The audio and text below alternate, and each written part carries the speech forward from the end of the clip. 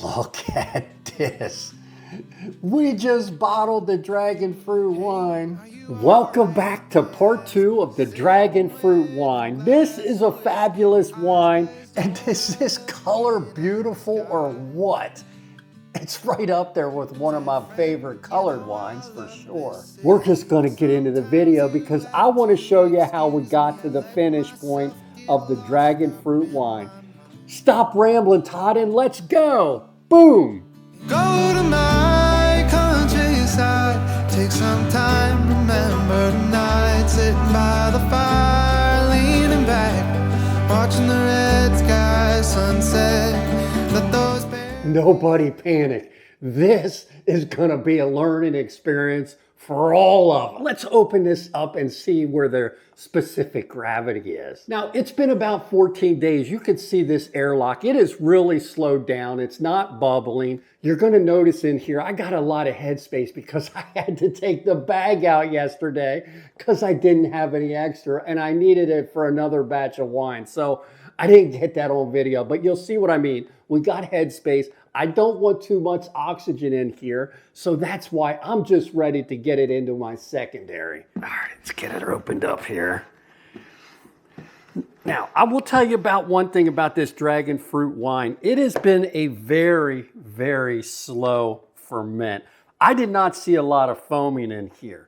So, and I checked it a few times, the specific gravity, and it just was going very slow. So I'm just gonna fill up my cylinder here and check the ABV and see where we're at. All right, now I got my sanitized hydrometer here. We're gonna stick this in. And remember, we're always trying to get to a 1.0 specific gravity. This one is not there. But being I took the bag out and I got a lot of headspace, we're gonna do the calculation and see where we're at for this ABV. So now that I believe the fermentation is done and we didn't get to 1.00 specific gravity, I want to calculate it. You can see here what I'm doing. You remember we started at a 15% potential ABV. You just take your hydrometer and work that over. You'll see me turning it till I get to the specific gravity side. And that equates to 1.117 specific gravity. And if you look at our ending specific gravity, it was 1.021. And that converts to a 12.6 ABV. That's perfect. I'm ready to get it into the secondary and let it finish what it needs to do in there. Get our lid off here. And we got our sanitized racking cane. I got my big one here today. I should have got my small one, but so we're gonna put this in here and get our hose down into our sanitized carboy. That's why I should have had the small one. And we'll just get a siphon going. Now, do not stir your wine at this point because we want to get as much yeast out of the bottom of this bucket that we can. And I know we're gonna need more because this is probably 1.5 gallons. These come in handy. So have a couple of these on hand that you can put tops on there as well. So, and that's gonna be great for topping this off. We may even be able to finish an extra one of these. We'll show you when we get there. Oh, look at that color. It's incredible looking. Now, once we get this up to the top, we'll swap it out for these 2-quart jars. I think we're gonna get about 1.5 gallons out of this. All right, you can see what we finished in the bucket. I can tell you right now, that is not much dead yeast or sediment in there. So I know there's still a lot floating in this wine. All right, my wife decided to taste it here because it smells fantastic, this dragon fruit wine. And I tell you one thing, it's probably one of the most beautiful color wines we've ever made on this channel. I think it's pink, fuchsia. Are you sure it's really good already? I can't wait to finish it. It's gonna be a little while. I love the bite it has on my tongue. That's good. So there it is, problem solved. We checked the ABV, the beginning and the end, and we figured out where it was at because I didn't want to risk this with all that headspace in the bucket turn into vinegar because let me tell you, it smells incredible and it's gonna be incredible. I guarantee you, this might be the next one I have to enter into a contest. Remember, you see all these equipment that I got. Make sure you're checking our store. This, when you're making 1 gallon batches, I really think you need to have these. In fact, I even have smaller ones because if you have over like a gallon and a half, in this case, which is what we have, we had extra we could put in here with these nice lids and these nice airlocks. I know they're in the store because that's where I got them. So again, make sure you have some of the little ones and maybe some of the pints, especially if you're making small batches. Since this was still fermenting, I want to get it in a dark place. Let it finish fermenting. I'm going to let it settle out, see how it goes. I'll check it in about 30 days to see if I want to rack it into some bentonite. But for now, let's just fast forward and show you what we did. Oh, before I forget, make sure you're putting these airlocks. You see I put these on very quickly because now oxygen is your enemy. All right, it's been exactly maybe a little bit shy of 30 days, but I'm going away and I got to get this racked. So I want to get this into a fresh carboy. And don't miss, I'm going to have a little sample of this with this because I got extra here. We're going to drain this one out, top it off with this, and probably drink this tonight for dinner. You know by now, this is my favorite filtering agent, bentonite. All right, we're ready here. I'm mixing up a batch of sanitizer because you want to sanitize your carboys when you're racking into a new carboy and sanitize the equipment you're going to use. All right, it is time to add the bentonite. What we want to do is you want to follow the directions on your pack here. But we're making a 1 gallon. It's actually going to be a little bit more. So I'm going to half with this particular brand. I'm going to put 1 teaspoon of the bentonite in, and right in here is a 1/4 cup of warm water. Now we're just going to stir it in. Now all you want to do is you're trying to get this to the consistency of a slurry. I'll just fast forward here and show you the results because we want to put this at the bottom of our sanitized carboy and rack this wine on top of it. It just will help mix it in a little bit better. Hopefully you can see this here. It's kind of like a milkshake. That's what we want. And now all we're gonna do is put it at the bottom of our carboy so we can rack our wine into this without making a mess. So here we go. Get it in your carboy. And don't be afraid of the lumps. We're gonna stir this for the next couple of days and that'll get mixed in many times. Now we're going to start with the 2 quart-sized ones and put those in our sanitized carboy, which I got down here. But look, I can't wait to smell it. Oh my God. It smells incredible. Let's just get it racked into here. Put that off. Here's our racking cane. Get all our sanitizer off there best you can. And get our hose down into this carboy. And when we start this, we want to stay away from the bottom of this. So you're going to see, I'm just going to get a quick siphon going. There we go. This is going to be quick. And I'll just tilt it a little bit. There's not much sediment in the bottom of these, which is kind of good. Tilting a little bit as we go. And there's one. The other one going here. And there's the other. Now let's start this one.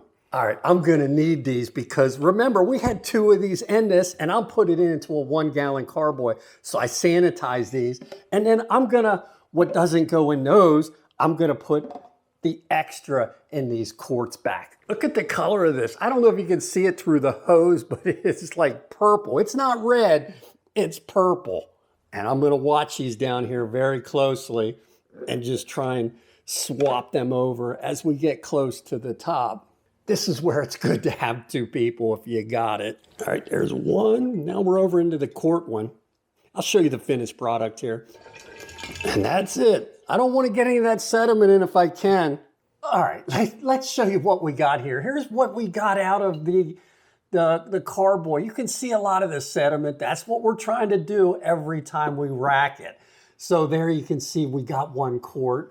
We got my 1 gallon full. And this one here is for tonight. Don't be afraid to test your wine out in different stages. Now you noticed I only put bentonite in the 1 gallon. I had to mix up a small batch to put in that other quart jar. So that's what I did. Now I got a sanitized paddle. It's time to stir these in. We want to stir this for the next 45 days to get these particles charged in this bentonite. That's what's going to pull the remaining fine particles to the bottom. So when we rack this, this should be crystal clear. So there you go. I'm reversing directions on this. Bentonite, my favorite. Linked in the description. Now, a lot of people always say, do you degas your wine? The answer is no, because this is kind of doing it for us. It's just not a necessary process in the winemaking hobby, in my opinion. I can't believe the smell. I can't wait to taste that others. I'll show you, I surprised my wife tonight with that. All right, hon, here's the dragon fruit wine. Oh, dragon fruit. Yes, tell me what you think of that one. Now this has just come right out of the primary. Wow, that's unusual, but good. It will age very well. And make sure you're sanitizing your lids. Everything, once again, top to bottom. Just like that. Get this out of here. Done with that. Sanitize this. Now what we want to do is, all we're going to do, like I said, besides stirring this, you want to put this in a cool, dark place. It's going down in my basement. That's where I like it. And if you don't have a basement, just cover it up with a towel. You don't want direct light on this, because that's just going to change the color and just make all kinds of tasting problems. All right, do you see this dragon fruit wine? It is crystal clear. It is perfection. It's time to get the dragon fruit wine finished and bottled. Do you see how clear it is? I'll show you a shot here from behind, but it is very clear, and it's just been sitting in the bentonite. No more, we don't need any liquor quick or anything else to refine this. The only thing we need to do is get it back sweetened, get our additives in, and that's what we're gonna do. Let's go, Todd. Now, if you're new to this channel, you might not know what back sweetening is, but it's the process of adding sweetener to this. If you like it dry, you don't have to sweeten it, but I like it a little bit of sweet, and in my opinion, every fruit wine you do, you should add a little bit of sweetness, just because it's gonna bring out that fruit flavor. Trust me, it is a must in my opinion, but you don't have to if you don't want to. I gotta smell this.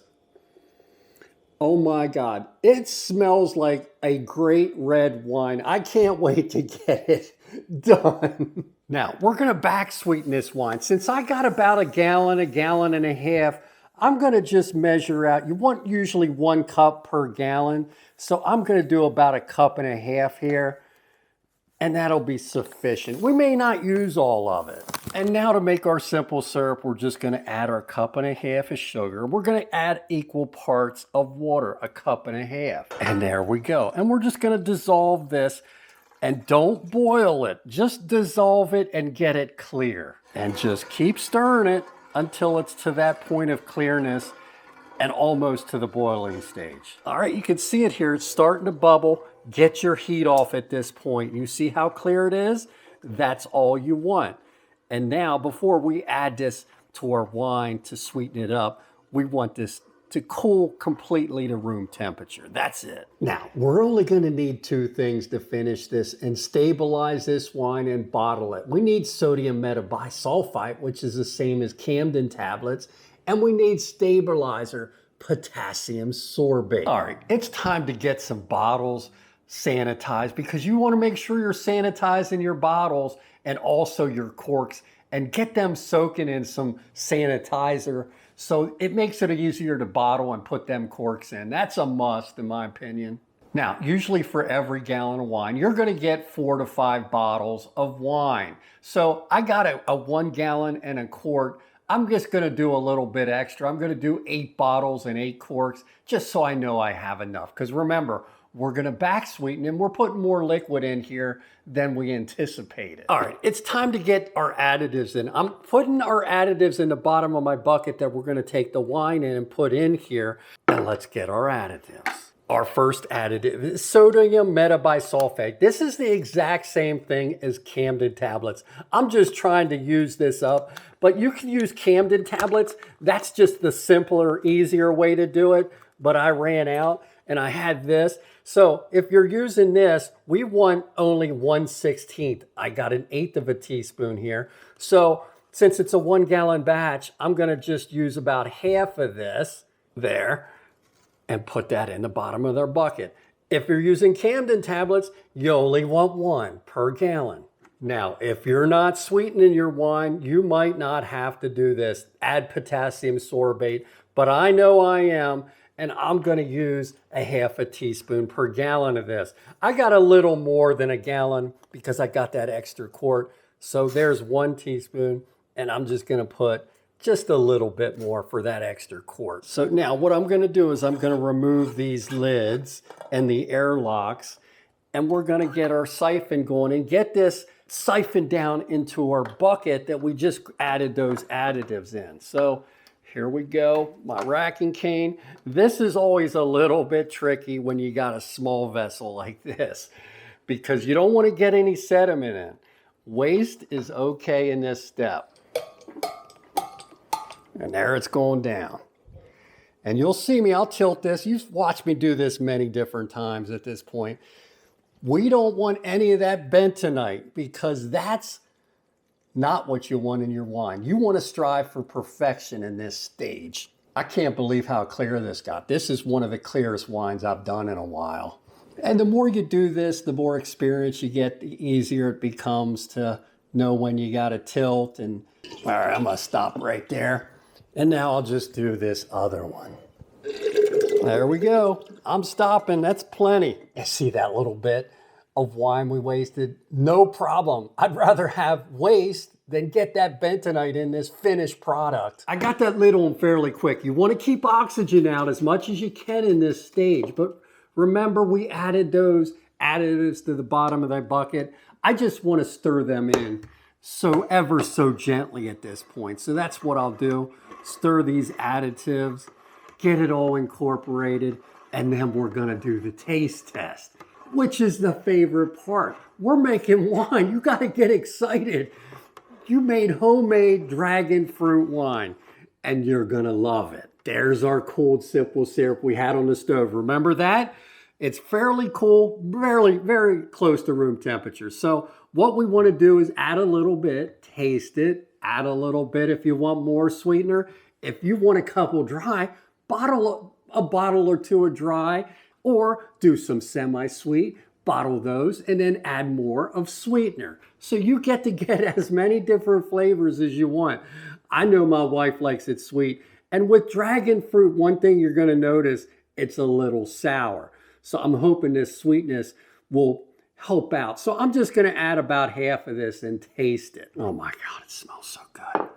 And then each time you're doing it, stir before you taste. So what I got is I got a sanitized cup and a sanitized straw, and I'm just gonna taste a little bit at a time until I know where my wife is gonna want it. It's not about me at this point. That is so delicious. I can't even describe it. It's one you gotta try, especially if you can get dragon fruit readily available. I'm not gonna add much more sweetener because I think it's really good. Add a little bit, yeah, maybe about a half of this. And I think I'm gonna stop.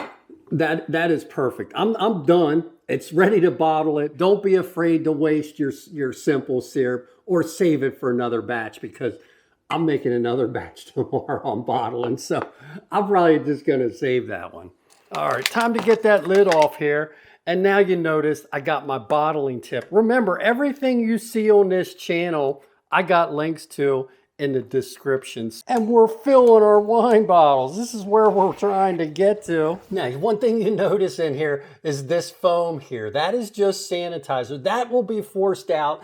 Do not rinse that out. This is a wet sanitizer, and that's how you're supposed to be using this, as a wet sanitizer, or you're defeating your purpose.